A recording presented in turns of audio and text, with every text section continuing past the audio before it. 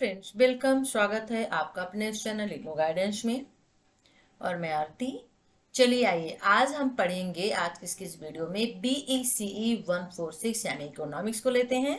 भारतीय अर्थव्यवस्था पार्ट 1 यानी 145 का भी वीडियो अवेलेबल है, दोनों को साथ में लेकर चलते हैं। ठीक है, तो इसमें देख लेते हैं। सबसे पहले इसका सिलेबस थोड़ा देख लेते हैं। जो फर्स्ट है वो समष्टि आर्थिक नीतियां हैं, ठीक है ना। यानी कि ब्लॉक 1 में समष्टि आर्थिक नीतियां देखेंगे और समष्टि आर्थिक नीतियों के अंतर्गत मौद्रिक नीति, राजकोषीय नीति, व्यापार एवं विदेश नीति, श्रम कानून एवं विनिमय, इन चीजों को हम देखेंगे। ठीक है, तो चलिए फिर स्टार्ट कर देते हैं। और उसके पहले आपको क्या करना है, वीडियो को लाइक करना, शेयर करना, चैनल को सब्सक्राइब करना है, कर लीजिए नहीं किया है तो। और हमारे ग्रुप से जुड़ जाइए। व्हाट्सएप एंड टेलीग्राम का ग्रुप जो है वीडियो के डिस्क्रिप्शन बॉक्स पे लिंक दिया हुआ है, वहां से आप ज्वाइन कर लीजिए। टेलीग्राम को ज्यादा से ज्यादा ज्वाइन करिए क्योंकि उसमें एक साथ बहुत सारे लोग ऐड हो सकते हैं। ठीक है, तो चलिए यहाँ पर देख लेते हैं। क्योंकि पार्ट 1 जो है वो पार्ट 1 के बाद पार्ट 2 पढ़ेंगे तो ज्यादा अच्छे समझ में आएगा, इसलिए मैं वीडियो तो दोनों को डाल रही हूँ। लेकिन आप सबसे पहले पार्ट 1 पढ़िएगा, देन इसके बाद पार्ट 2 पढ़ेंगे तो समझ में आ जाएगा। जैसे कि पार्ट 1 में हमने क्या पढ़ा था, कुछ चीजें थी, समष्टि आर्थिक नीतियां, ठीक है, क्षेत्रवार समृद्धि एवं देश की विकास प्रक्रिया, सभी चीजें हम इसमें पढ़ेंगे।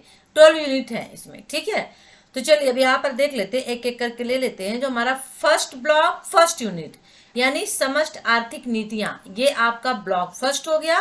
और ब्लॉक फर्स्ट में यहाँ पर फर्स्ट यूनिट हम लेंगे मौद्रिक नीति। ठीक है, ओके।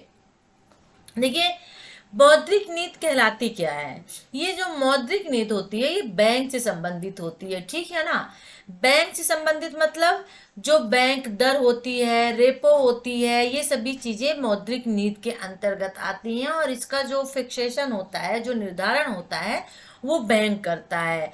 कीमत की स्थिरता, विनिमय दर की स्थिरता, आर्थिक समृद्धि, निर्यात संवर्धन, रोजगार, इन सभी चीजों को ध्यान में रख कर ही मौद्रिक नीति बनाई जाती है। ठीक है ना, तो चलिए यहाँ पर देख लेते हैं। मौद्रिक नीति को हम ले लेते हैं सबसे पहले, और हम कोशिश करेंगे कि अगर एक वीडियो में ही, भले वो 1.5 घंटे 1 घंटे का वीडियो हो, अगर चारों यूनिट हो जाती है तो ले लेते हैं, अदरवाइज 2 यूनिट को तो एक वीडियो में लेंगे ही लेंगे। ठीक है, तो मौद्रिक नीति पहले देख लेते हैं। हम समझ लेते हैं कि मौद्रिक नीति है क्या, है ना। तो इसमें हम पढ़ेंगे क्या, तो इसमें देखिए हम पढ़ेंगे आपके मौद्रिक नीति में मुद्रा की आपूर्ति के स्रोत कौन कौन से हैं। तो आरक्षित मुद्रा, विदेशी पूंजी प्रवाह मुद्रा, 2 मुद्रा आपूर्ति के स्रोत हैं। फिर मौद्रिक नीति के उपस्कर कौन कौन से हैं। तो आरक्षित अनुपात, बैंक दर, रेपो एवं रिजर्व रेपो दर। ये रेपो दर क्या होती है इसके बारे में भी एक्सप्लेन करेंगे, देखेंगे। हाँ, वेरी इंपॉर्टेंट हो सकता है मौद्रिक नीति के उद्देश्य क्या क्या हैं। कीमत की स्थिरता, विनिमय दर स्थिरता, आर्थिक समृद्धि और रोजगार सृजन एवं क्षमता। ठीक है, वेरी इंपॉर्टेंट। तो चलिए सबसे पहले यहाँ पर हम देख लेते हैं कि आखिर ये मौद्रिक नीति है क्या चीज। जब हम मौद्रिक नीति को समझ लेंगे तो और भी चीज को हम बड़ी आसानी से समझ सकते हैं। देखिए मौद्रिक नीति, ठीक है, नाम से इससे पता चल रहा है मौद्रिक का मतलब क्या होता है, मुद्रा। और मुद्रा का मतलब यहाँ पे मनी से होता है, पैसे से होता है, मोनेटरी से होता है। ठीक है, तो मुद्रा नीति जो होती है, जनरली ये जो नीति होती है रिजर्व बैंक के द्वारा, यानी केंद्रीय बैंक जो होता है, जो रिजर्व बैंक होता है, उसके माध्यम से की जाती है। ठीक है, तो यहाँ पे हम कह सकते हैं कि केंद्रीय बैंक के या रिजर्व बैंक के नियंत्रण में, ठीक है ना, ये उपयोग की जाती है।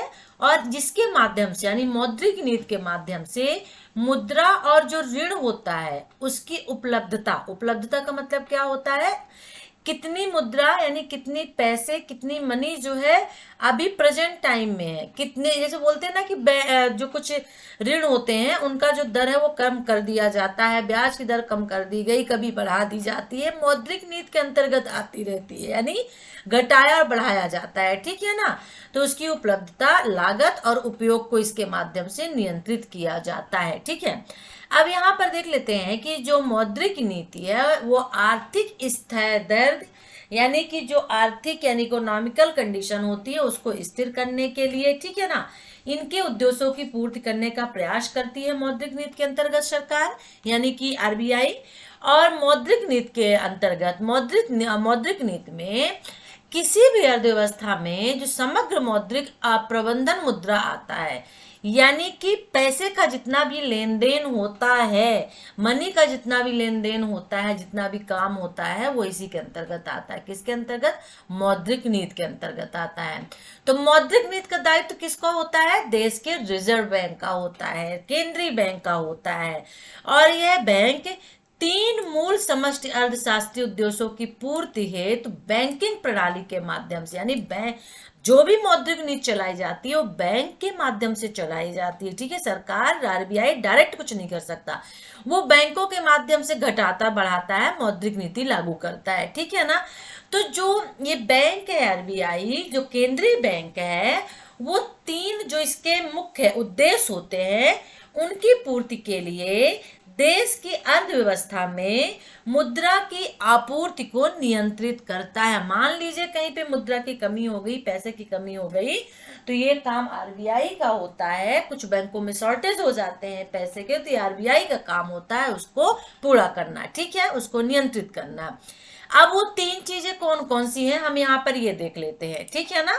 यानी कि जो आरबीआई होता है, केंद्रीय बैंक होता है, वो समष्टि अर्थशास्त्रीय उद्देश्यों की पूरा, वो तीन उद्देश्य कौन कौन से हैं। ये हो सकता है क्वेश्चन आपसे पूछ दे कि समष्टि अर्थशास्त्रीय उद्देश्य कौन कौन से होते हैं। समष्टि अर्थशास्त्रीय तीन उद्देश्य लिखिए, बताइए। ठीक है ना। समष्टि अर्थशास्त्रीय मौद्रिक नीति के अंतर्गत समष्टि अर्थशास्त्रीय उद्देश्य कौन कौन से होते हैं, बताइए। तो आपको फिर लिखना पड़ेगा। पहला हो जाएगा आर्थिक विस्तार हेतु वांछित मुद्रा की आपूर्ति सुनिश्चित करना, दूसरा उत्पादन बढ़ाना और कीमत स्थिर करना, और तीसरा रुपये के अत्यधिक अधिमूल्यन एवं अवमूल्यन से बचाकर उसमें स्थिरता रखना, विनिमय दर स्थिर यानी एक जगह रखना।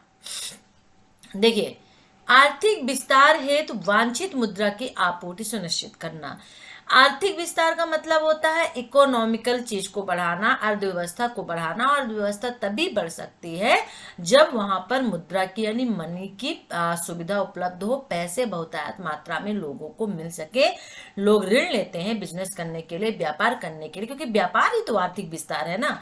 तो उसके लिए पैसे उपलब्ध कराना। फिर दूसरा उत्पादन बढ़ाना और कीमत स्थिर रखना। देखिए, अब महंगाई क्यों बढ़ती है? महंगाई इसलिए बढ़ती है कि उत्पादन तो कम होता है। जब किसी चीज का उत्पादन कम होता है तो 100% उस चीज के रेट बढ़ जाते हैं, और जब किसी चीज का उत्पादन बहुत ज्यादा होता है तो उस चीज के रेट ऑटोमेटिक डाउन हो जाते हैं, कम हो जाते हैं। तो ये मौद्रिक नीति आरबीआई, ये बैंक का काम होता है। ठीक है ना। यानी कि समष्टि अर्थशास्त्र के उद्देश्यों में ये रखा गया है। बैंक के तीन मूल उद्देश्य हैं कि जो उत्पादन होता है उसको बढ़ाया जाए। उत्पादन को कैसे, अब बैंक कहेंगे आपकी बैंक उत्पादन को कैसे बढ़ा सकता है, तो बैंक का काम होता है ब्याज को सही, ब्याज का जो दर होता है, पैसे जो होते हैं वो उपलब्ध कराना। पैसे तो आप उपलब्ध करा दिए, कह दिए कि मेरे पास मनी पैसा बहुत है, आप ले जाओ, लेकिन जब आप ब्याज दर ज्यादा रखोगे तो कौन लोन लेगा, कौन भी आपसे लेगा लोन, ऋण कौन लेगा। तो उसको क्या होता है, उसको बिल्कुल सही रखना, बहुत ज्यादा नहीं रखना।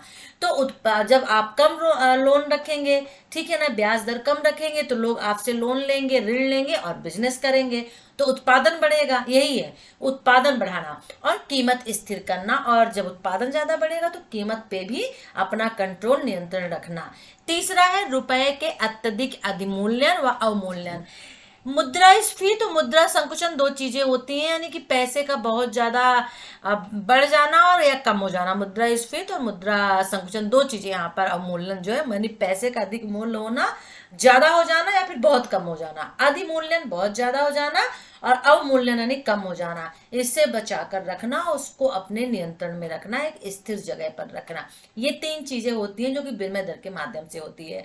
तो बैंक की तीन मूल समष्टि अर्थशास्त्रीय उद्देश्य हो गए। आर्थिक विस्तार हेतु वांछित मुद्रा की आपूर्ति, यानी आर्थिक विस्तार के लिए मुद्रा की आपूर्ति करना, उत्पादन बढ़ाना, कीमत स्थिर करना, रुपए के अत्यधिक अवमूल्यन और अधिमूल्यन से बचाकर रखना। ठीक है, ओके। अब इन उद्देश्यों की पूर्ति कर वह उपभोग एवं निवेश के इष्टतम स्तरों के माध्यम से कुल मांग का स्तर उठाने में मदद करता है, जो एक साथ मिलकर स्थिरता के साथ आर्थिक समृद्धि को तीव्र करते हैं। ठीक है, राइट। यानी आर्थिक डेवलपमेंट को वो आगे बढ़ाते हैं। अब यहाँ पर हमने देख लिया कि मौद्रिक नीति है क्या, ये जानना जरूरी था, वो हमने समझ लिया। अब यहाँ पर ये हम देखते हैं कि मुद्रा की आपूर्ति के स्रोत कौन कौन से हैं। किन किन जगहों से मुद्रा की आपूर्ति होती है, ठीक है ना। तो यहाँ पर देखेंगे कि मुद्रा की जो आपूर्ति है प्रमुखतः उनके दो रूपों में विचार किया जा सकता है, एक नगद मुद्रा और दूसरा जमा मुद्रा। तो दो रूप हो गए मुद्रा के, कौन कौन से, एक नगद मुद्रा हो गई, नगदी जिसको बोलते हैं, और दूसरी एक जमा होती है जो हम बैंकों वगैरह में जमा करते हैं, जो हमारे पास होती है, जो हम सेविंग करके अपने पास रखते हैं। कभी इमरजेंसी में कुछ भी हम घर में कुछ पैसा रखते हैं वो नगद हो जाता है, लेकिन जो हम बैंकों में जमा कर देते हैं वो जमा हो जाता है।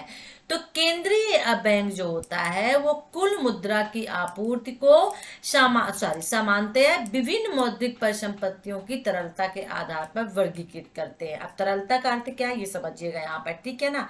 जो कुल मुद्रा की आपूर्ति होती है उसको किसके आधार पर, तरलता के आधार पर बांटते हैं। अब तरलता क्या होता है, तो किसी परिसंपत्ति को कितनी शीघ्रता से नगदी मुद्रा में बदला जा सकता है।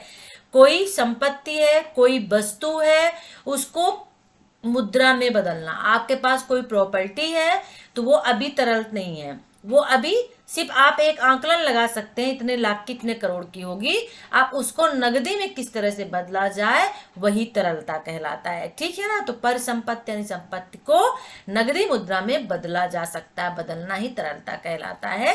तो हाथ में मुद्रा सर्वाधिक तरल होती है जो कि वस्तु एवं सेवाओं से विनिमय में सरलता से प्रयोग की जाती है, ठीक है। और इस दृष्टिकोण से तरलता के अवरोही क्रम के आधार पर मुद्रा की आपूर्ति को निम्नलिखित 4 श्रेणियों में वर्गीकृत किया जाता है। अब देखिए जब तरलता की बात आती है तो अवरोही क्रम होता है, यानी छोटा फिर बड़ा फिर बड़ा फिर बड़ा, सॉरी सबसे बड़ा फिर छोटा, जैसे 1 M1 M2 M3 M4 हो गया, जहां M1 मुद्रा का सर्वाधिक तरल रूप है जबकि M4 अपेक्षित रूप से अल्पतम यानी सबसे छोटा रूप है। तो पहले बड़ा फिर छोटा फिर छोटा फिर छोटा, आप उसमें मत जाइए कि 4 है तो बड़ा होगा, नहीं, M1 बड़ा होगा, अवरोही क्रम दिया है यानी बढ़ते से घटते हुए क्रम में, ठीक है ना, घटते हुए क्रम में। तो M1 यानी मुद्रा 1 जो है वो सर्वाधिक तरल रूप में दिखता है, और जब मुद्रा 4 है वो कम तरल रूप में दिखता है। तो M1 equal to C plus DD plus OD। अब यहाँ पे ये समझिएगा कि M1 तो तरल मुद्रा रूप हो गया, ठीक है ना, लिक्विड में ले लिया हमने। अब C क्या है, तो जहां C का अर्थ है जन सामान्य के पास मुद्रा यानी सिक्कों एवं कागज के नोटों समेत, यानी C हो गई मुद्रा जो हमारे पास है, चाहे वो सिक्के हो चाहे कागज हो। और DD का अर्थ हो जाता है वाणिज्यिक बैंकों के पास मांग जमा राशियां, तथा OD का अर्थ है अन्य जमा राशियां, जैसे IDBI जैसे वित्तीय संस्थाओं, विदेशी केंद्रीय बैंकों अथवा अंतरराष्ट्रीय मुद्रा कोष, विश्व बैंक आदि हो जाते हैं। इन संस्थाओं के द्वारा भारतीय रिजर्व बैंक के पास जमा राशियां होती हैं। तो M1 तरल हो गया, C यहाँ पर क्या हो गया, मुद्रा कागज सिक्के हो गए। DD का मतलब हो जाता है कि जो वाणिज्यिक बैंक होते हैं उनके पास जो राशियां जमा होती हैं वो हो गया। और OD का मतलब हो जाता है अन्य जमा राशियां, जैसे बहुत सारी बैंक हो जाती हैं, केंद्रीय बैंक, विदेशी मुद्रा बैंक, अंतरराष्ट्रीय मुद्रा कोष हो जाते हैं, ठीक है ना, विश्व बैंक होते हैं जो कि जिनके द्वारा भारतीय रिजर्व बैंक के पास पैसे जमा किए जाते हैं, ठीक है ना। तो ये सर्वाधिक तरल होती है और एक संकीर्ण संकल्पना के कारण भी संकीर्ण मुद्रा कहलाती है। संकीर्ण मुद्रा क्या कहलाती है, ये तरल मुद्रा संकीर्ण मुद्रा कहलाती है। तो M4 की तुलना में जो कि एक व्यापक संकल्पना पर आधारित होती है, इस कारण व्यापक मुद्रा कहलाती है। M1 को किसी अर्थव्यवस्था के मौद्रिक आधार के रूप में देखा जाता है। तो M1 की तुलना में M2 को एक अपेक्षाकृत अधिक व्यापक संकल्पना के रूप में परिभाषित किया जा सकता है। इसमें इंपॉर्टेंट हो सकता है आपका कि मौद्रिक नीति से आप क्या समझते हैं, समष्टि अर्थशास्त्रीय उद्देश्य के उद्देश्य क्या है बताइए, या फिर मौद्रिक नीति से आप क्या समझते हैं, मुद्रा की आपूर्ति के स्रोत कौन कौन से हैं, या फिर मौद्रिक नीति से आप क्या समष्टि अर्थशास्त्रीय उद्देश्य लिखते हुए मुद्रा की आपूर्ति के स्रोत लिखिए। इस तरह के क्वेश्चन पूछे जाएंगे तो आपको ये थोड़ा समझना होगा, ठीक है। ओके, यहाँ पे भी दिया हुआ है, अब देख लीजिए यहाँ पर जैसे एक्सप्लेन किया है, M2 equal to M1 plus डाकघरों में बचत जमा राशियां थोड़ी कम तरल हो जाती हैं। M2 equal to M1 plus डाकघर में जो डाकघर होते हैं, पोस्ट ऑफिस वगैरह होते हैं, वहाँ पे बचत की जो राशियाँ होती हैं, लोग पैसे वगैरह जमा करते हैं, वो हो जाता है। M3 M4 और भी व्यापक संकल्पनाओं पर आधारित होती है, जैसे M3 इक्वल टू M1 यानी वाणिज्यिक बैंकों के पास जमा राशियाँ, M4 equal to M3 plus डाकघरों के पास जमा राशियाँ और राष्ट्रीय बचत प्रमाण पत्रों को छोड़ करके। तो इसको थोड़ा सा वही समझने का फंडा है कि आपको इसका मतलब पहले समझना होगा, और आप इसका मतलब समझ लेंगे तो आप आसानी से इसको निकाल लेंगे, ठीक है। हालांकि इतना इंपॉर्टेंट नहीं है, लेकिन फिर भी क्वेश्चन है, कहीं से भी पूछ सकता है। अब यहाँ पे आरक्षित मुद्रा इंपॉर्टेंट नहीं है, विदेशी पूंजी प्रवाह भी इतना इंपॉर्टेंट नहीं लगता है।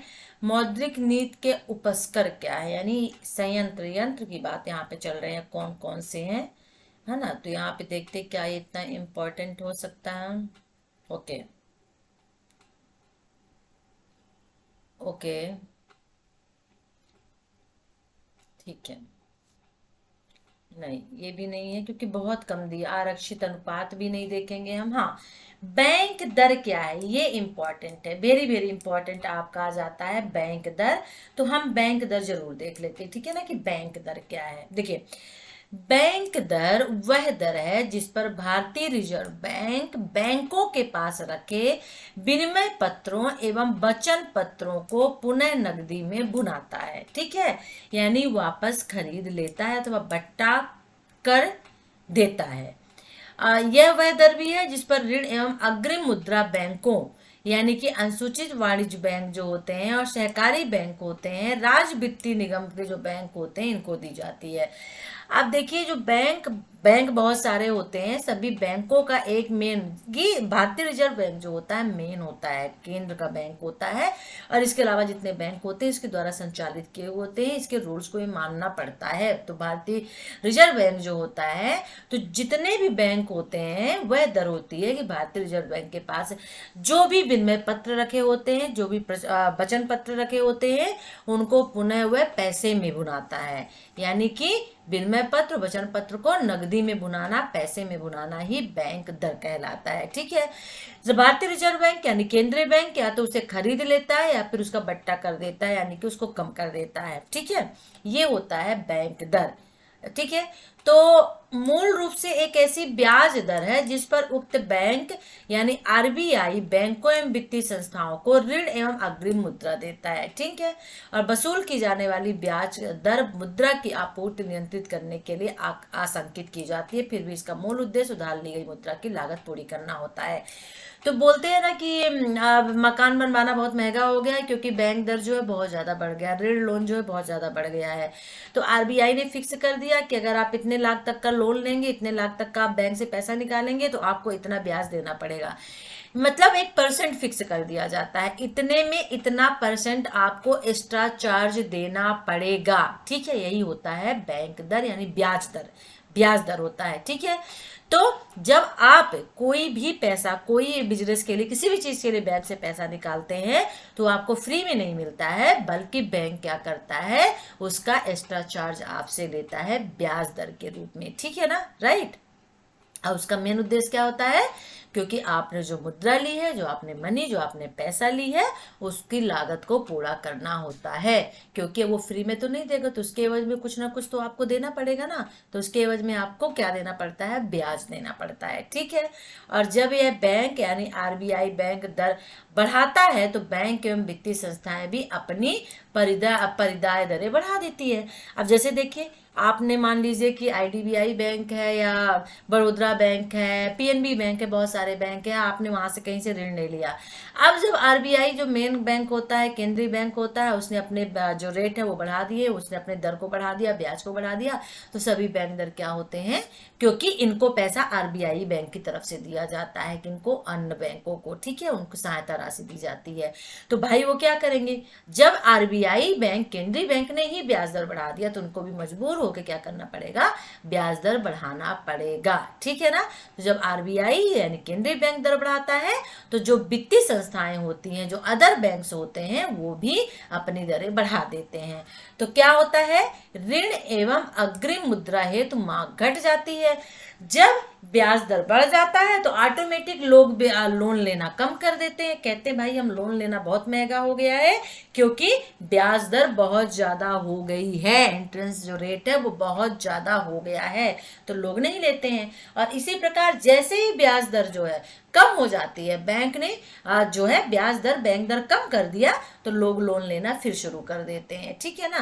तो ये क्या कहलाता है, बैंक दर कहलाता है, जो कि आरबीआई निर्धारण करता है। इसका बस इतना माइंड में रखिएगा, ठीक है। घटना बढ़ना दो चीजें हैं, बढ़ता है तो लोग कम उसकी मांग कम करते हैं, पैसे कम निकालते हैं, ठीक है। और जब घटता है ये तो लोग ज्यादा से ज्यादा बैंक से लोन लेते हैं, पैसा निकालते हैं। ओके, रेपो एवं रिवर्स रेपो दरें क्या है ये हम देख लेते हैं, ये इंपॉर्टेंट हो सकता है। रेपो एवं रिवर्स रेपो दरें जनरली हम लोग जब न्यूज सुनते हैं तो बहुत कुछ ये सुनने को हमें मिलता है, ठीक है ना। चलिए, अब रेपो दर क्या है।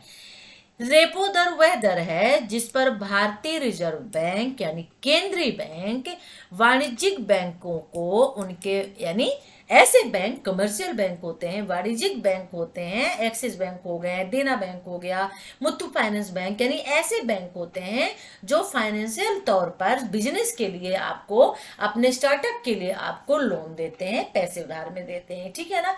तो वाणिज्यिक बैंकों को उनकी मुद्रा में किसी भी प्रकार की कमी को पूरा करने के लिए उधार देता है। ये हुआ रेपो दर, यानी कि जो बैंक होते हैं, वाणिज्यिक बैंक होते हैं, उनको पैसे की कमी ना हो, तो पैसे की कमी ना हो, उस कमी को पूरा करने के लिए जो रिजर्व बैंक होता है, जो केंद्रीय बैंक होता है, वो पैसे उधार देता है अन्य बैंकों को, वाणिज्यिक बैंकों को। यह रेपो दर कहलाता है। यहाँ पे भी एक दर होता है, यहाँ पे भी उनसे ब्याज लिया जाता है, फिक्स किया जाता है, इतने समय में इतने टाइम पे आपको इतना पैसा लौटाना है विद इतने इंटरेस्ट दर के साथ में। अब ये तदनुसार उक्त बैंक की एक अल्प अवधि उधार दर होती है। देखिए वही चीज हो गई ना, उक्त यानी उस बैंक की एक अल्प अवधि, एक समय की उधार दर होती है। जिस तरह से हम बैंक से उधार लेते हैं और फिर उसको चुकता करते हैं और न चुकता कर पाने पे संपत्ति हमारी कुर्क हो जाती है, जमा हो जाती है, सेम उसी तरह से जो वाणिज्यिक बैंक होते हैं वो भारतीय रिजर्व बैंक से पैसा लेते हैं, तभी तो वो हमें दे पाएंगे ना, और उनको भी वो पैसा रिटर्न करना पड़ता है। वो समय अवधि के दौरान होता है, फिक्स होती है समय अवधि, कम समय के लिए, अल्प अवधि मतलब कम समय के लिए उधार दिया जाता है। और यदि ऐसा कभी कभी हम देखते हैं कि बहुत से बैंक जो है बंद हो जाते हैं, उनको नीलाम कर दिया जाता है संपत्ति को, रीजन यही होता है कि वो सरकार जो आरबीआई केंद्रीय बैंक होता है उनका पैसा वो नहीं लौटा पाते। रेपो दर, तो रेपो दर अल्प अवधि में मुद्रास्फीति को नियंत्रित करने के लिए एक उपस्कर स्वरूप प्रयोग की जाती है। मुद्रास्फीति हो गई यानी मुद्रा की जो डिमांड है वो बहुत ज्यादा बढ़ जाती है मान लीजिए, तो यहाँ पर फिर मतलब आरबीआई जो केंद्रीय बैंक होता है वो अन्य बैंकों को पैसा प्रदान करता है। तो मुद्रास्फीति को नियंत्रित करने के लिए एक उपस्कर, यानी उपस्कर का मतलब होता है एक संयंत्र, एक साधन के रूप में, एक माध्यम के रूप में प्रयोग किया जाता है, किसको, रेपो दर को, ठीक है। और यह दर बढ़ाकर उक्त बैंकों की परिदाय लागत बढ़ा देता है। तो रिवर्स रेपो दर, अभी हमने रेपो दर देखा आरआर, अब रिवर्स रेपो दर ट्रिपल आर क्या होता है, तो रेपो दर का विलोम है, अब जस्ट उल्टा हो गया। केंद्रीय बैंक अभी दे रहा था वाणिज्यिक बैंक को पैसा उधारी के तौर पर एक अल्पावधि एक निश्चित समय में, ठीक है ना, और जो भी बैंक में प्रॉब्लम होती, कमी होती है, उसको पूरा करने के लिए उधार देता है। तो ये रेपो दर हो गया। अब रिवर्स रेपो दर क्या होता है, तो रेपो दर का उल्टा होता है। अब उल्टा क्या है ये देख लेते हैं। तो यह दर यानी आर जो दर होता है, रिवर्स रेपो दर, जिस पर उक्त बैंक यानी आरबीआई और वाणिज्यिक बैंकों के पास से मुद्रा के आधिक्य को घटाने के लिए उनसे उधार लेता है। अब देखिए, अभी तक वाणिज्यिक बैंक आरबीआई से लेता था, अब जो आरबीआई है वो वाणिज्यिक बैंकों के पास से जो है मुद्रा ले रहा है, ठीक है ना, राइट। ये हो गया रिवर्स, यानी बोलते ना रिवर्स करना, नहीं उल्टा हो गया यहाँ पर। तो आधिक्य को घटाने के लिए उनसे उधार लेता है। दूसरे शब्दों में है वह दर है जिस पर वाणिज्यिक बैंक अपना अधिशेष तरल राशियों इस बैंक यानी आरबीआई के पास रख सकते हैं। मान लीजिए तरल राशियां मैंने बताया था ना, जैसे कोई परिसंपत्ति है, कोई संपत्ति है, आपके पास प्रॉपर्टी है, अब उसे आप नकदी के रूप में पैसा उससे चाहते हैं तो क्या करेंगे, वो प्रॉपर्टी आपने किसी बैंक के पास रख दी और बैंक से आपने पैसा ले लिया, तो वो बैंक, वाणिज्यिक बैंक क्या करेगा, उस प्रॉपर्टी को, परिसंपत्ति को क्या करेगा, अपनी सॉरी अधि अधिशेष तरल राशियां, यानी कि जो उसको परिसंपत्ति मिली है, वो जो तरल राशियां मिली है, उसको वो आरबीआई के पास रख देता है। ठीक है, तो वाणिज्यिक बैंक अपना अधिशेष तरल राशियां इस बैंक के पास रख देता है, बची हुई, और यह इस बैंक की अल्प अवधि उधार प्राप्ति दर होती है। और यह बैंक मुद्रा की आपूर्ति नियंत्रित करने के लिए आर को, रिवर्स रेपो दर को बारंबार समायोजित करता रहता है, और यह दर बढ़ाकर यह बैंक वाणिज्यिक बैंकों को अपनी अतिरिक्त मुद्रा अपने साथ साझा करने के लिए प्रोत्साहित करता है, और इससे बैंकों के पास उपलब्ध मुद्रा घटती है, जिससे उनकी साख सृजन क्षमता पर लगाम लगती है और परिणामतः अर्थव्यवस्था में मुद्रा की आपूर्ति घटती है। तो ये है आर, जस्ट रेपो दर का उल्टा होगा, रिवर्स रेपो दर। वाणिज्यिक बैंक जो होते हैं उनसे आरबीआई जो होता है अपने मुद्रा के अधिक को घटाने के लिए उधार लेता है, यानी कि वाणिज्यिक बैंक अपना जो तरल राशि होता है, कुछ बची हुई तरल राशियां, जो पैसे होते हैं, वो आरबीआई के पास रख देते हैं, वो भी कुछ समय के लिए, जिस तरह से वाणिज्यिक बैंक जो होता है आरबीआई के पास रखता था, अब यहाँ पर आरबीआई के पास कौन रखता है, वाणिज्यिक बैंक। ठीक है, ओके।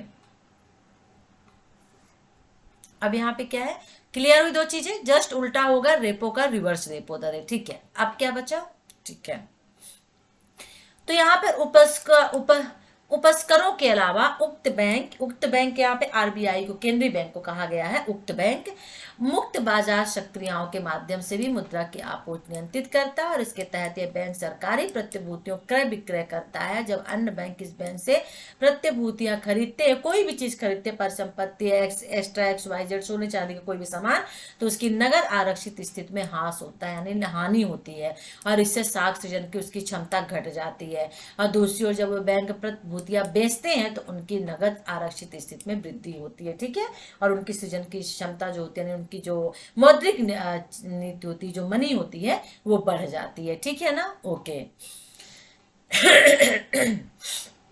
सॉरी।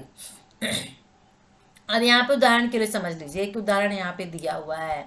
मान लीजिए उक्त बैंक यानी आरबीआई जो बैंक है, अन्य बैंकों के लिए ऋणदाता है, वो बैंकों को ऋण देता है, और मुद्रा की आपूर्ति घटाने के लिए, मतलब मुद्रा की कमी ना हो, आपूर्ति यानी आपूर्ति करना, बिजली की आज आपूर्ति नहीं होगी मतलब बिजली नहीं आ पाएगी, तो मुद्रा ऐसा ना हो कि मुद्रा ना हो पाए, उसकी कमी के लिए साख वितरण नियंत्रण की नीति अपनाता है, यानी बैंकों की किसी विशिष्ट श्रेणी को ऋण देने से मना कर सकता है।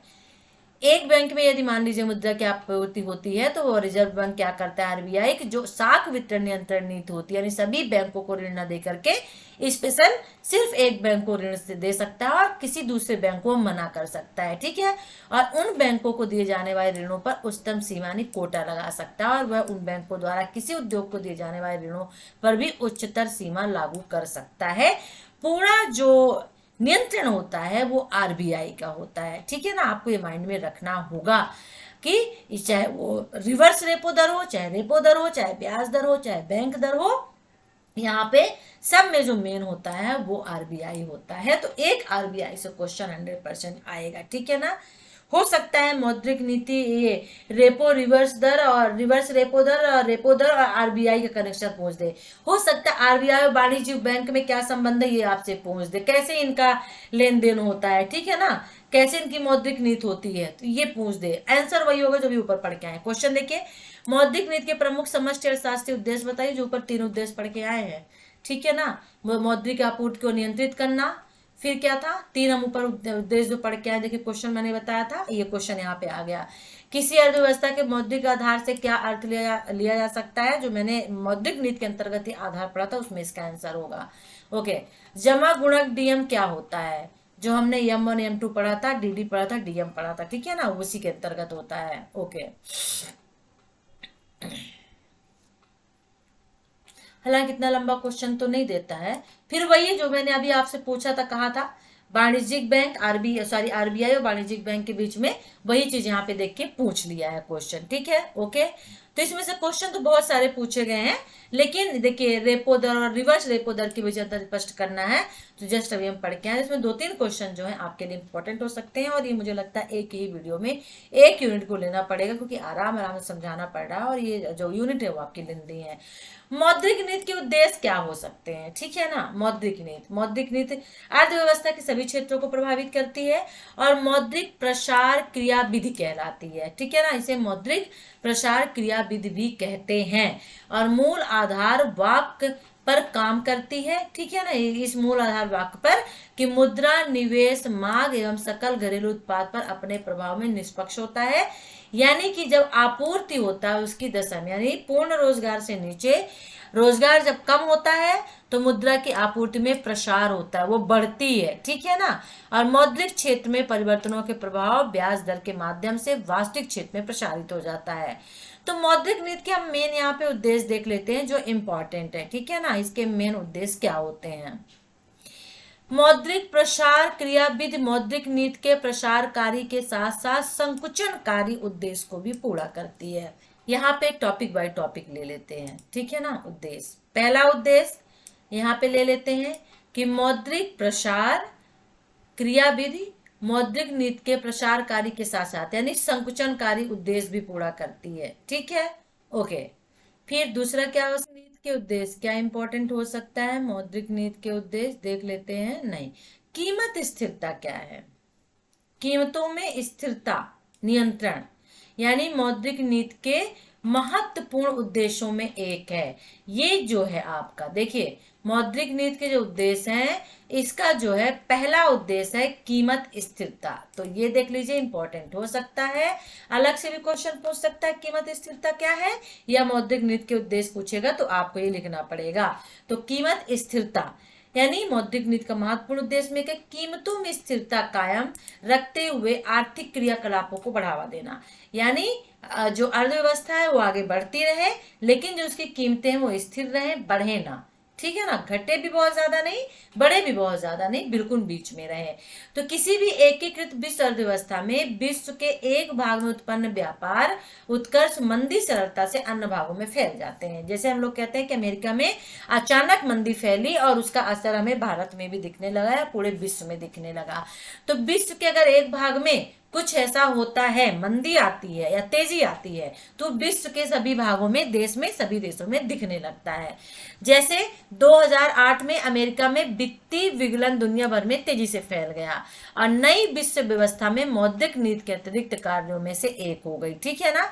बाहरी आघातों से बचने के लिए न केवल तोषक की भूमिका निभाना बल्कि उनके प्रति पहले से अधिक अनुकूल, यानी कि मान लीजिए विश्व में कहीं भी ऐसी चीज होती है, ऐसी स्थिति होती है कि मंदी आती है, तो उसका असर हमारे देश में नहीं होना चाहिए, इसलिए एक यहाँ पर मौद्रिक नीति बनाई गई, काम किए गए, ठीक है ना, ओके। अब यहाँ पे देख लेते हैं, मंदी एक व्यापार चक्र संकुचन है। ये व्यापार चक्र संकुचन का मतलब ये होता है कि मंदी, तेजी और मंदी दो चीजें होती हैं, ठीक है ना।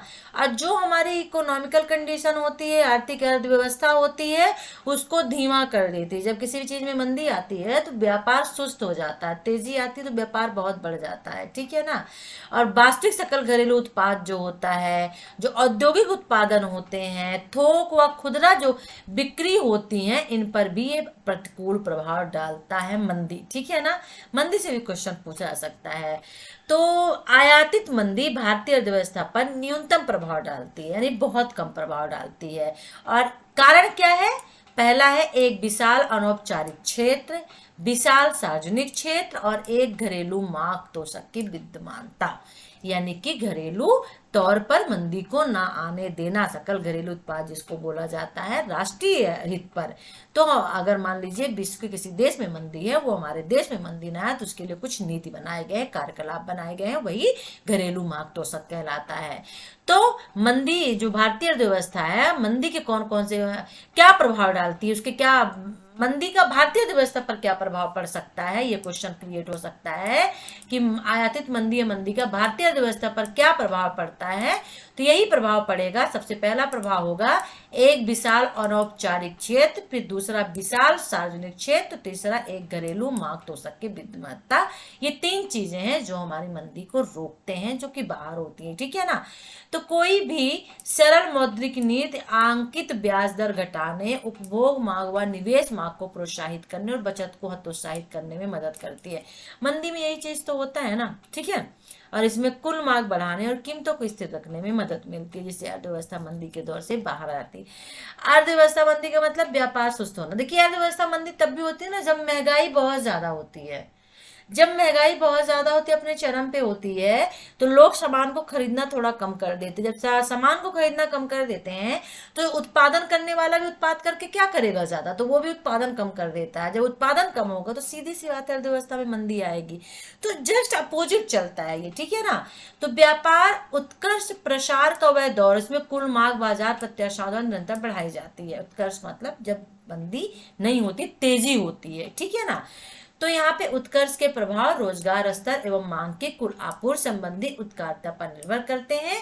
रोजगार का जो स्तर होगा, जिस हिसाब से लोगों को रोजगार मिलेगा उसी हिसाब से लोगों की मांग बढ़ेगी, और जिस हिसाब से मांग होगी उसी हिसाब से उसका उत्पादन किया जाएगा, ठीक है। तो ये आपका है जो मैंने अभी आपको बताया, कीमतों की स्थिरता। पहला, मौद्रिक नीति के उद्देश्य के अंतर्गत। वेरी वेरी मौद्रिक नीति का उद्देश्य इंपॉर्टेंट आपके लिए हो सकता है, ठीक है, राइट, ओके। तो ये क्या हो गया, कीमत में स्थिरता। अब दूसरा यहाँ पे हो गया विनिमय दर स्थिरता। इसे आप देख सकते हैं, यहाँ पे भी दिया वही चीज है, विनिमय दर स्थिरता, ठीक है ना। विनिमय का मतलब क्या होता है, आदान प्रदान करना, खरीदना, ठीक है ना, विनिमय करना। तो मौद्रिक नीति का एक महत्वपूर्ण प्रकार। अब उद्देश्य या कार्य आए तो आपको यही लिखना है, ठीक है। विनिमय दर की आघातों से रक्षा करना, और इस प्रक्रिया में अनुमानिक कार्रवाइयों से घरेलू मुद्रा में अस्थिरता यानी अधिमूल्यन अवमूल्यन से रक्षा करना होता है, ठीक है ना। तो जो विनिमय दर होती है, तो विनिमय की दर से जो धक्के लगते हैं देश को, अर्थव्यवस्था को, उससे उसकी रक्षा करना होता है। और इस विनिमय दर में जो मौद्रिक मुद्रा होती है उसका अधिमूल्यन होता है, अवमूल्यन होता है। तो इन चीजों से रक्षा करना होता है, ठीक है। और जो नियंत्रित विनिमय दर होता है वो विशेष रूप से महत्वपूर्ण होता है, अस्थायी विनिमय दर, ठीक है। तो विनिमय दर स्थैर्य और बेरोजगारी एवं मुद्रास्फीति के समस्त अर्थशास्त्रीय उद्देश्यों के बीच एक संतुलन का प्रयास करता है, और जहां पर संतुलन रखे जाने की आवश्यकता होती है, ठीक है। तो ये विनिमय दर हो गया, ठीक है। चलिए थोड़ा और विनिमय दर को समझ लेते हैं, तो आपको भी समझने में बहुत अच्छे से समझ में आ जाएगा। तो विनिमय दर जो होता है एक्सचेंज रेट होता है, यानी कि दो अलग जो मुद्राएं होती हैं उनके बीच जो कीमत होती है, यानी एक मुद्रा के पद में दूसरी मुद्रा के मूल्य की माप की जाती है, उसे किन्हीं दो मुद्राओं के मध्य विनिमय की दर की जो पारस्परिक मांग होती है वो विनिमय दर कहलाती। Suppose that dollar and rupees, तो हम बोलते हैं ना कितने जो रुपया है कितने नीचे आया, कितना, $1, तो $1 बराबर 75 रुपए, सपोज दैट। यानी कि वहां पे अमेरिका में अगर आप रहते हैं तो अमेरिका वाला $1 दे रहा है, कोई वस्तु की कीमत अगर वहां पे $1 है तो वो $1 देगा, लेकिन आपको उसके एवज में यदि इंडियन करेंसी से आप वो करेंगे, एक्सचेंज करेंगे, तो आपको 75-76 रुपए देने पड़ेंगे। सोचिए, तो अगर कोई वस्तु वहां पे $50 की $40 की हुई तो मल्टीप्लाई उतने ही कर दीजिए, 75 रुपए, तो कितना ज्यादा हो जाएगा। तो ये कहलाता है एक्सचेंज रेट, यानी विनिमय दर का मतलब होता है कि मुद्राओं के पदों में, एक मुद्रा के पद में दूसरी मुद्रा के मूल्य की माप करना। इस एग्जाम्पल के तौर पे मैंने जैसे बताया Indian rupees and American dollar का, ठीक है ना, राइट। यही विनिमय दर होती है और इनमें स्थिरता रखना बहुत जरूरी है। मतलब कि इंडियन रुपीज को ज्यादा नहीं बढ़ना चाहिए कि यहाँ पे $1 के एवज में 80-90 रुपए अगर इंडियन रुपीज पहुंच गया, सोचिए कितना ज्यादा लॉस होगा। और विनिमय दर की स्थिरता यहीं पे खत्म हो जाएगी। संतुलन जो बना के रखा जाता है, मुद्रा की आपूर्ति संतुलन, वो भी यहाँ पे खत्म हो जाएगा, ठीक है, राइट। तो ये वेरी इंपॉर्टेंट हो जाता है विनिमय दर आपके लिए, ठीक है, ओके। तो मौद्रिक नीति के उद्देश्य में हमने कीमत स्थिरता देखा, विनिमय दर देख लिया, ठीक है ना।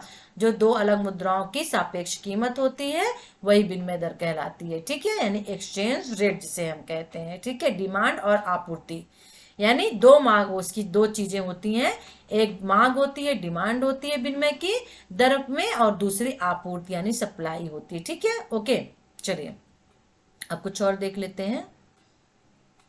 तो विनिमय का साधारण अर्थ क्या होता है? किसी एक वस्तु के बदले आवश्यकता की अन्य वस्तु प्राप्त करना।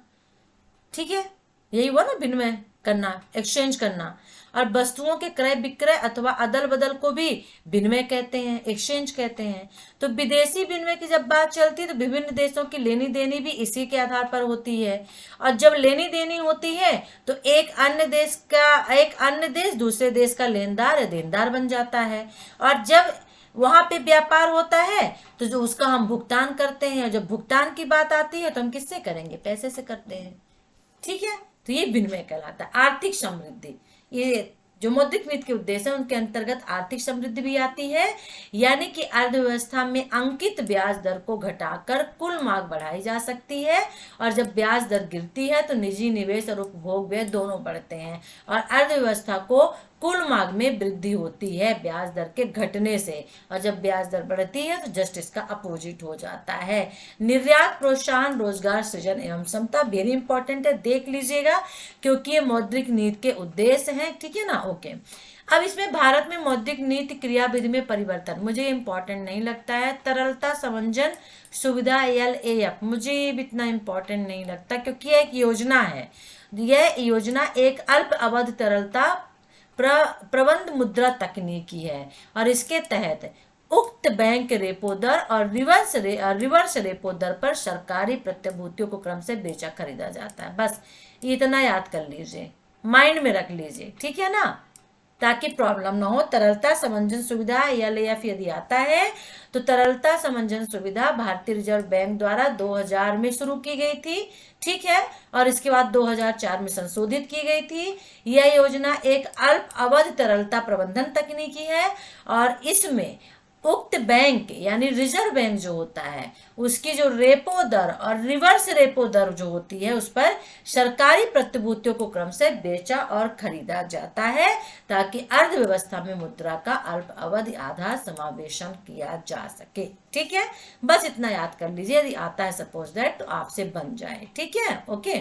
चलिए, बाजार स्थिरीकरण योजना MESS क्या इंपॉर्टेंट हो सकता है? मुझे नहीं लगता, बहुत कुछ हमने इसमें पढ़ लिया है।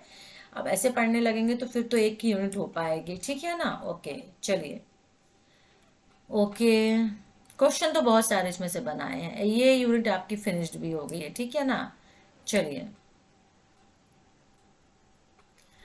तो मौद्रिक नीति आर्थिक समृद्धि के किसी इष्टतम स्तर की प्राप्ति में मदद करने और विनिमय दर स्थिरता कायम करने के लिए पर्याप्त मुद्रा की आपूर्ति सुनिश्चित करने के लिए समस्त अर्थशास्त्रीय उद्देश्यों की पूर्ति के लिए जानी जाती है। ठीक है, ये मौद्रिक नीति कहलाती है। ठीक है, चलिए, ये हो गया शब्दावली। मुद्रास्फीति क्या कहलाती है? किसी अर्थव्यवस्था में सामान्य कीमत स्तर में दीर्घ वृद्धि, यानी जब महंगाई होना जिसे हम बोलते हैं, तो मुद्रास्फीति मुद्रा के मान का ह्रास करती है। अब मुद्रा की क्रय शक्ति घटती है, यानी कि उस मुद्रा राशि से बाजार में वस्तु एवं सेवाओं की उससे कम मात्रा मिलती है जितनी की पहले किसी समय मिलती थी। तो महंगाई में क्या होता है? पहले टमाटर पहले हम 20 रुपए किलो खरीदते थे, आज 80 रुपए किलो खरीदते हैं। ठीक है ना, ओके। पहले हम 20 रुपए में 2 या 3 किलो खरीद लेते थे, अब 20 रुपए पाव हो गया। तो 20 रुपए में 20 रुपए किलो मानी ज्यादा आता था और आज की रेट में 20 रुपए पाव हो गया, यानी कि 80 रुपए किलो। तो ये क्या हो गया? ये हो गया मुद्रास्फीति। कीमत स्थिर, यानी अर्थव्यवस्था में सामान्य कीमत स्तर में बार बार उतार चढ़ाव आना। ठीक है, यानी व्यापार में उत्कर्ष यानी उतार चढ़ाव, उत्कर्ष यानी बढ़ना, मंदी। ठीक है ना, ओके। तो देख लीजिएगा सरकारी प्रतिभूतियां क्या होती हैं। ठीक है ना, बहुत सारी चीजें होती हैं जो सरकार RBI द्वारा दी जाती हैं। ठीक है, ओके।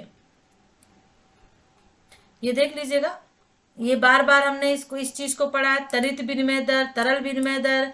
ठीक है ना, ये देखिए यहाँ पे सभी चीजें दी हुई, तो प्लीज इनको आप पढ़ लीजिएगा। ठीक है, इंपॉर्टेंट हो सकता है इसमें। अब चलिए 1 यूनिट लेते हैं क्योंकि वीडियो मुझे लगता है ऑलरेडी लेंदी हो गया है। ठीक है ना, तो अब अगर सेकंड यूनिट लेंगे तो ये बहुत बड़ा हो जाएगा। तो मुझे लगता है देखिए रेपो दर ब्याज की वह दर है जिस पर आरबीआई वाणिज्यिक बैंकों को अपनी अल्प अवधि में मुद्रा संबंधी आवश्यकताएं पूरी करने के लिए ऋण देता है, ठीक है, राइट।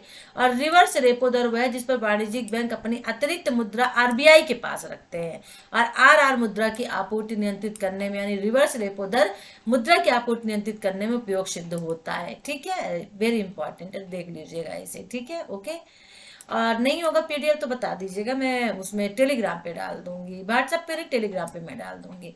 तो नेक्स्ट वीडियो में हम राजकोषीय नीति ले लेते हैं, ठीक है ना, थोड़ा थोड़ा करके पढ़ेंगे तो आपकी भी समझ में आ जाएगा। हालांकि नीति थी, मैं सोच रही थी कि एक ही वीडियो में लेती, पर मुझे लग रहा है कि ये वीडियो ऑलरेडी लेंदी हो चुका है, 45 मिनट तो आराम से हो ही गए होंगे, मुझे ऐसा लग रहा है। चलिए फिर नेक्स्ट वीडियो में इसको ले लेंगे, राजकोषीय नीति को। वीडियो अच्छा लगे तो लाइक करिए, शेयर करिए, चैनल को सब्सक्राइब कर लीजिए नहीं किया है तो। हालांकि छोटा है, ले लो इसी में, चलो इसी में ले लेते हैं। नेक्स्ट हम ले लेते हैं राजकोषीय नीति, ठीक है ना। तो राजकोषीय नीति के प्रकार कौन कौन से देख लेते हैं, ठीक है। और राजकोषीय नीति के उपकरण देख लेंगे, ठीक है ना। राजकोषीय घाटा क्या होता है, 3 चीजों को हम यहाँ पर देख लेंगे। तो अब ये देख लेते हैं कि आखिर राजकोषीय नीति है क्या, वेरी इंपॉर्टेंट है, ठीक है। तो राजकोषीय नीति सरकार की एक ऐसी नीति होती है जो किसी नीति यानी पॉलिसी किसी अर्थव्यवस्था में स्थिरता और समृद्धि वांछित स्तर हासिल करने के लिए करों, सरकारी खर्च, सरकार के ऋणों से जुड़ी होती है। तो राजकोषीय नीति बोलते हैं, राजकोष खाली हो गया सरकार का, तो सरकार अपने लिए भी कुछ पैसे बचा कर रखती है कि जरूरत आने पर वो उसको खर्च कर सके, ठीक है ना, वो राजकोष कहलाता है। तो उसके लिए भी एक नीति वो बनाती है, एक पॉलिसी बनाती है जो अर्थव्यवस्था में स्थिरता बनी रहे, ठीक है ना, एक जगह पे यानी अर्थव्यवस्था काबू में रहे। फिर जो समृद्धि डेवलपमेंट होता है वो भी होता रहे, कर, सरकारी खर्च जो होते हैं और सरकार से जो ऋणों से जुड़ी होती है राजकोषीय नीति, ठीक है ना, क्योंकि सरकार राज्यों को, बैंकों को, सभी को ऋण देती है। तो किसी भी अर्थव्यवस्था पर राजकोषीय नीति का प्रभाव बहुत अधिक व्यापक होता है और कुछ संकेतों की मदद से इसको मापा जाता है, जैसे राष्ट्रीय आय हो गया, रोजगार एवं मुद्रास्फीति का स्तर हो गया, दूसरा बचत एवं निवेश का स्तर हो गया, तीसरा भुगतान शेष बीओपी की स्थिति हो गई। इन तीनों से जो है राजकोषीय नीति को मापा जाता है। क्वेश्चन क्रिएट हो सकता है कि राजकोषीय नीति से आप क्या समझते हैं, इसको किस तरह से आप माप सकते हैं, ठीक है, राइट। तो आप 3 चीजों से इसको माप सकते हैं। चलिए अब आगे देख लेते हैं, ओके। अब यहाँ पे तो सब कुछ है नहीं, हाँ, राजकोषीय नीति के प्रकार यहाँ पर देख लेते हैं, ठीक है।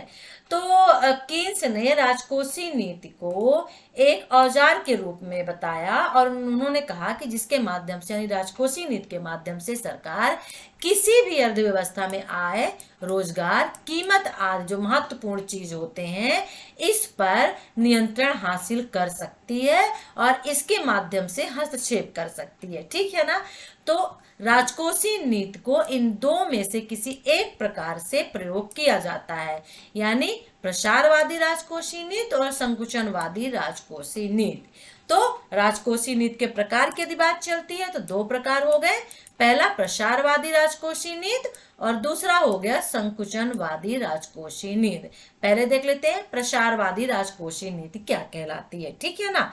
तो प्रसारवादी राजकोषीय नीति सरकार व्यय बढ़ाने अथवा कर दरें बढ़ाने पर अभिलक्षित होती है। प्रसार का मतलब ही होता है बढ़ाना, तो सरकार या तो व्यय बढ़ाती है या कर की जो दरें होती हैं उसको बढ़ाती है, ठीक है ना, ताकि अर्थव्यवस्था में कुल मांग बढ़ाई जा सके।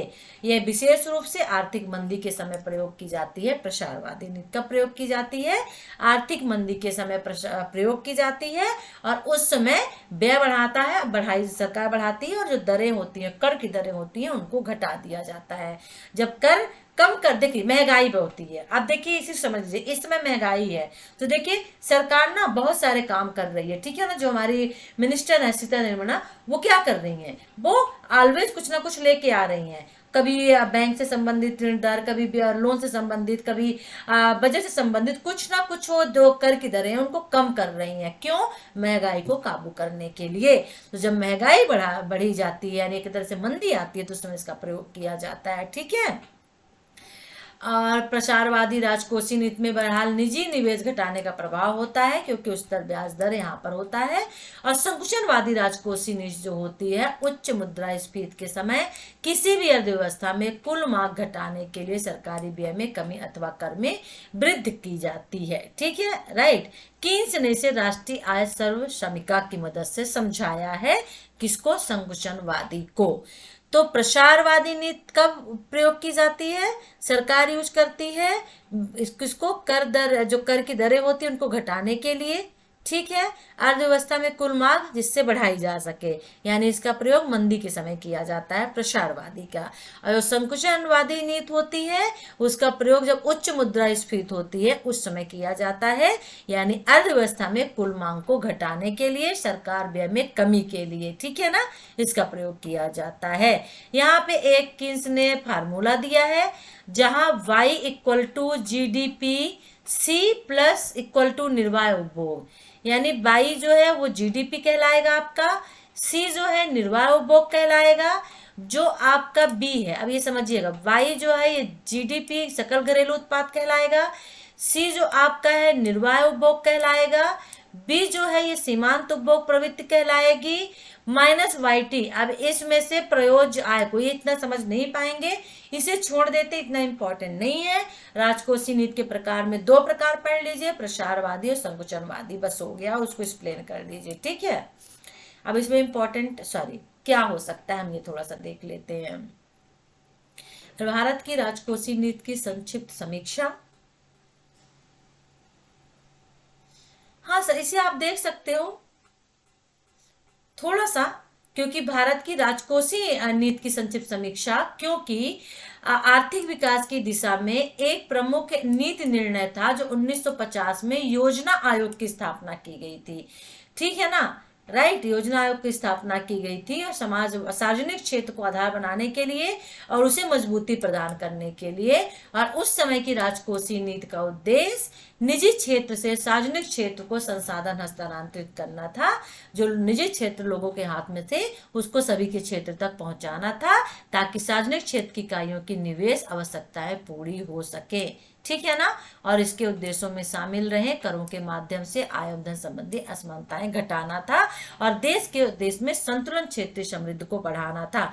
हालांकि इंपॉर्टेंट नहीं है, फिर भी एक नजर रख लीजिएगा, भारत की राजकोषीय नीति की संक्षिप्त समीक्षा यानी योजना आयोग। ठीक है, देख लीजिएगा, मुझे इंपॉर्टेंट नहीं लगता है, मुझे इंपॉर्टेंट आपका वही लगता था जो पहला क्वेश्चन था उसके प्रकार में। ठीक है, राजकोषीय नीति के क्या उद्देश्य है हम ऊपर पढ़ चुके थे। ठीक है, दो या तीन उसके उद्देश्य थे। देखिए, प्रसारवादी राजकोषीय नीति की क्या सीमाबद्धता है, यहाँ पे आ गया, प्रसारवादी और एक संकुचनवादी, दो थे। ठीक है ना, ओके। चलिए, अब क्या इसमें इंपॉर्टेंट हो सकता है, राजकोषीय नीति के उपकरण कौन कौन से हैं? तो कराधान पहला उपकरण है। ठीक है, राजकोषीय नीति के उपकरण के अंतर्गत यहाँ पर पहला कराधान है, दूसरा व्यय यानी राज्य सरकारों को धन स्थानांतरण एवं सरकार का प्रत्यक्ष उपभोग, और तीसरा उधार लेना अथवा ऋण। तीन यहाँ पर चीजें हैं, यहाँ पर किसका? राजकोषीय नीति के उपकरण यानी शस्त्र। ठीक है, राइट। कराधान, कराधान का मतलब कर, तो सरकार राजस्व का मुख्य स्रोत कर है। सरकार सबसे ज्यादा पैसे कहाँ से कमाती है? कर से कमाती है। ठीक है ना, जिसे प्रत्यक्ष कर और परोक्ष कर, दो कर होते हैं, वेरी इंपॉर्टेंट है। हो सकता है प्रत्यक्ष कर परोक्ष कर से भी अलग क्वेश्चन पूछ सकता है, या कराधान से क्या समझते अलग क्वेश्चन पूछ सकता है। और एक क्वेश्चन ही तो पूछेगा ही, राजकोषीय नीति के उपकरण कौन कौन से हैं। ठीक है, वेरी इंपॉर्टेंट है ये, प्रत्यक्ष कर परोक्ष कर तो है ही है। ठीक है, राइट। तो यहाँ पर व्यक्तिगत और निगम कर केंद्र सरकार द्वारा वसूले जाने वाले प्रत्यक्ष करों के मुख्य रूप हैं। तो प्रत्यक्ष कर क्या होते हैं? तो प्रत्यक्ष कर यानी डायरेक्ट कर जो है वो कर होते हैं जिसे जिस व्यक्ति पर आरोपित यानी लगाया जाता है उसी से उसे वसूला जाता है। ठीक है, मतलब वह कर जिसे आपसे या हमसे सीधे तौर पर वसूला जाता है वह प्रत्यक्ष कर यानी डायरेक्ट टैक्स कहलाता है। ठीक है ना, जैसे कौन कौन से कर हो गए?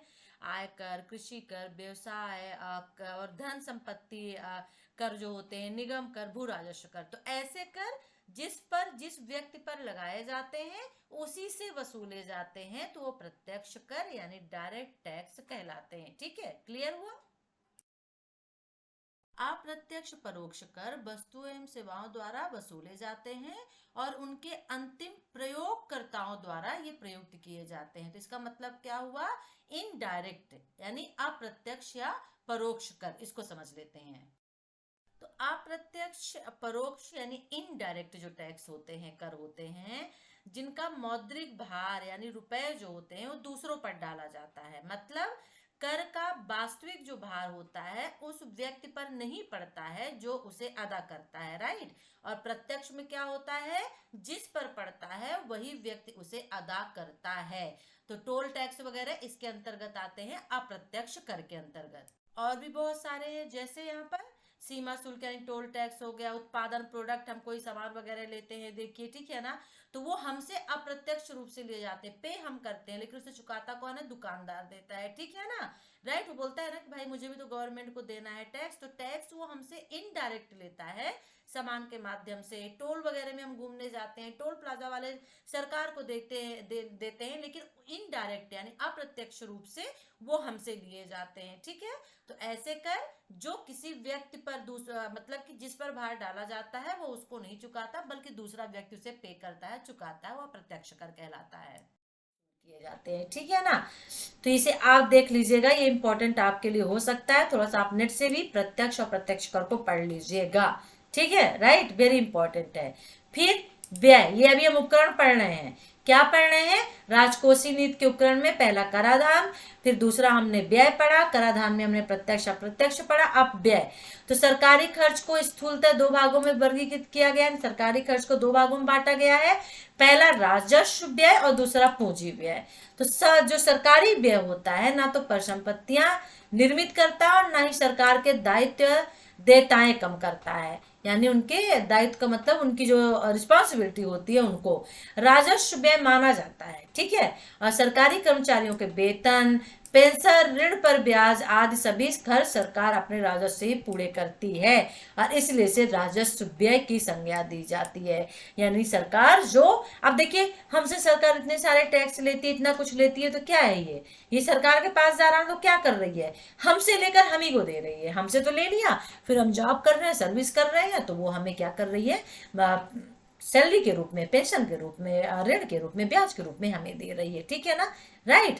तो ये आदि सभी खर्च सरकार अपने राजस्व से पूरे करती है, इसलिए राजस्व व्यय की संज्ञा दी जाती है, यानी राजस्व व्यय कहा जाता है, ठीक है, ओके, राइट, राजस्व व्यय समझ में आ गया। अब पूंजी व्यय क्या होता है, तो पूंजी व्यय सरकार का वह खर्च है जो परिसंपत्ति सृजित एवं सरकारी देता है, जैसे भूमि से, यंत्र से, भवन से, क्रय विक्रय, निर्माण, ऋण जो होते हैं इन आदि से मिलता है, को कम करने में मदद करता है। तो भारत में राजस्व व्यय पूंजी व्यय के मुकाबले लगभग 10 गुना है, यानी सरकार राजस्व व्यय सबसे ज्यादा अर्जित कर रही है, कमा रही है हमसे टैक्स लगा करके, ठीक है ना। राजस्व व्यय तो वही हुआ ना, ठीक है, जो सरकार हमसे ले रही है, लेके फिर देती है, ओके। अब ये देख लीजिएगा, तो ये हो गया राजस्व व्यय, व्यय दो तरह का हो गया, एक राजस्व, दूसरा पूंजी व्यय हो गया, ठीक है, ओके। फिर ऋण आ जाता है, ठीक है। अब ऋण क्या होता है, लोन। तो यदि सरकार का कुल राजस्व उसके कुल व्यय की पूर्ति हेतु पर्याप्त न हो तो सरकार घाटा पूरा करने के लिए निवेशकों को ऋण पत्र जारी कर बाजार से उधार लेती है। तो यदि ऋण की मात्रा कर राजस्व की तुलना में कम हो तो ऋण सेवा एवं ऋण पुनर्भुगतान की दृष्टि से सरकारी दायित्व कम होगा, और यदि ऋण की मात्रा अधिक हो और राजस्व एकत्र कर ऋण अदायगी है तो संभावना होगी कि सरकार अपने ऋण के पुनर्भुगतान में कोताही करे, अर्थात बकाया न चुकाए, और बकाया न चुकाए जाने पर जोखिम अधिक होने की स्थिति में ऋण पत्रों पर ब्याज दर बढ़ा दी जाती है ताकि निवेशकों के लिए अतिरिक्त हानि भय दूर हो सके। तो अब ऋण को देख लेते हैं। अब सरकार का कुल राजस्व उसके कुल व्यय की पूर्ति हेतु पर्याप्त न हो, मान लीजिए सरकार को जितना राजस्व मिल रहा है, जितना भी टैक्स वगैरह मिल रहा है, जितना भी वो इनकम ले रही है वो राजस्व के अंतर्गत आता है। अब जो वो खर्च कर रही है, क्योंकि ज्यादा पॉपुलेशन ज्यादा है, लोगों को पेंशन भी देना, सैलरी भी देना, सब कुछ देना होता है, तो जो राजस्व को व्यय कर रही है वो उतना, जितना वो कमा नहीं रही है टैक्स के माध्यम से, उससे ज्यादा उसको खर्च करना पड़ रहा है। तब सरकार क्या करे, पैसे कम हो गए उसके पास ना, तो सरकार इस कमी को यानी इस पैसे की कमी को पूरा करने के लिए निवेशकों को ऋण पत्र जारी कर बाजार से उधार लेती है, यानी अब सरकार भी पैसे उधार लेती है, ठीक है ना, राइट। और यदि ऋण की मात्रा कर राजस्व की तुलना में कम है तो ऋण सेवा एवं ऋण पुनर्भुगतान की दृष्टि से सरकारी दायित्व तो कम होगा। तो ये सरकार भी क्या करती है, ऋण लेती है लोगों से अपने पैसे को, अपनी कमी को, अपने पैसे की आपूर्ति को पूरा करने के लिए, ठीक है। थोड़ा थोड़ा आप इनको देख लीजिए, ज्यादा देखने की जरूरत नहीं है, ठीक है। अब ऋण जीडीपी अनुपात किसी देश के सरकारी कर्ज और उसके सकल घरेलू उत्पाद का अनुपात होता है, ठीक है। तो ऋण हो गया, चार चार लाइन देख लीजिए, ठीक है। और अब आ गया राजकोषीय घाटा। अब ये अलग है, तो इतने हमने उपकरण में अभी देखे। अब ये अलग चीज है, राजकोषीय घाटा क्या कहलाता है, ठीक है। तो राजकोषीय घाटा सरकार की आय यानी राजस्व पर सरकारी खर्च की अधिकता को इंगित करता है, ठीक है। और जीडीपी, क्योंकि जीडीपी के ऊपर डिपेंड होता है तो इसे समानतः जीडीपी सकल घरेलू उत्पाद की प्रतिशतता के रूप में व्यक्त किया जाता है, राइट। और राजकोषीय घाटा वर्ष दर वर्ष अलग अलग होता है, ठीक है, राइट। चलिए, ये इंपॉर्टेंट नहीं है इतना। राजकोषीय नीति के 3 उपकरण इंपॉर्टेंट है जो हमने आपको बता दिए। अब देखिए यहाँ पे क्वेश्चन आ गया ना, करों के 2 प्रमुख घटक कौन कौन से हैं, यदि बोलता है उदाहरण देकर समझाइए तो आपको अपने से लिखना होगा प्रत्यक्ष और अप्रत्यक्ष कर, या हो सकता है क्वेश्चन दूसरी तरह से पूछ ले जो यहाँ पे लिखा है करों के 2 प्रमुख घटक यथा प्रत्यक्ष कर और प्रत्यक्ष कर, उदाहरण देकर समझाइए। देखिए तो फिर आपको उदाहरण देकर लिखना होगा, ठीक है, राइट। चलिए, इंपॉर्टेंट है आपके लिए, देख लीजिएगा। और ये भी यूनिट आपकी फिनिश्ड हो गई है, इसलिए मैंने इसको इसी में ले लिया है, ठीक है, ओके ओके। अब यूनिट जो 3 है व्यापार और निवेश नीति 3 और 4 हम सेकंड वीडियो में लेंगे। तो आज का वीडियो ऑलरेडी बहुत लेंदी हो गया है। वीडियो अच्छा लगे तो लाइक कर लीजिए, शेयर कर दीजिए और इसको चैनल को सब्सक्राइब कर लीजिए, नहीं किया है बेल आइकन को प्रेस कर लीजिएगा। हमारे ग्रुप से जुड़ जाइए टेलीग्राम एंड व्हाट्सएप से, लिंक वीडियो के डिस्क्रिप्शन बॉक्स पे दिए हुए। व्हाट्सएप का है 6, व्हाट्सएप के नाम से जो है वो वर्किंग पे है, वो एम्प्टी यानी कि उसमें भी जगह है, अदरवाइज दूसरे फुल हो चुके हैं, ठीक है ना। चलिए फिर नेक्स्ट वीडियो में इन्फॉर्मेशन के साथ हम आपसे फिर मिलेंगे। Take care, bye.